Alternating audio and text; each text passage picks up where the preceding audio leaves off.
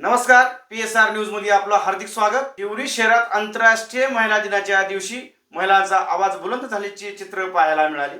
देवणी आंबेगाव रस्त्यालगतच्या वस्तीमध्ये देशी दारू दुकान सुरू करण्याच्या हालचालीला स्थानिक महिलेने तीव्र विरोध दर्शवत थेट देवणी पोलीस ठाण्यात धाव घेतली. वस्तीमध्ये दारू दुकान नको अशी ठाम भूमिका घेत महिलांनी निवेदन देत प्रशासनाला इशारा दिला आहे. महिलांचे म्हणणे आहे की दारू दुकान सुरू झाले तर परिसरातील सामाजिक वातावरण बिघडू शकते आणि महिलांच्या सुरक्षिततेचा प्रश्न निर्माण होऊ शकतो. महिला दिनीच उचललेला हा प्रश्न आता देवणी शहरात चर्चेचा विषय ठरत आहे. देवणी शहरातील महिला दिनानिमित्त देवणी आंबेगाव रोड लगत असलेल्या वस्तीमध्ये देशी दारू दुकान बंदचे दिले निवेदन.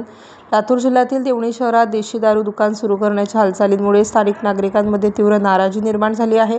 भरवस्तीमध्ये दारूचे दुकान सुरू करण्याचा प्रयत्न होत असल्याचा आरोप करत महिलांनी थेट पोलीस ठाण्यात धाव घेतली आहे.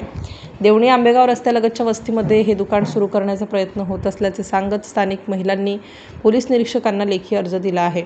नागाबाई डोंबाळे, कुशाबाई म्हेत्रे आणि बालिकाबाई म्हेत्रे यांच्यासह वस्तीतील अनेक महिलांनी यावर तीव्र आक्षेप नोंदवला आहे. महिलांचे म्हणणे आहे की भरवस्तीमध्ये दारूचे दुकान सुरू झाले तर परिसरातील महिलांची सुरक्षितता धोक्यात येईल, तसेच तरुणांमध्ये व्यसनाचे प्रमाण वाढण्याची भीतीही त्यांनी व्यक्त केली आहे. काही स्वार्थी पुढारी आणि स्थानिक लोकप्रतिनिधी यांच्या दबावामुळे हा प्रस्ताव पुढे येत असल्याचा आरोपही नागरिकांनी केला आहे.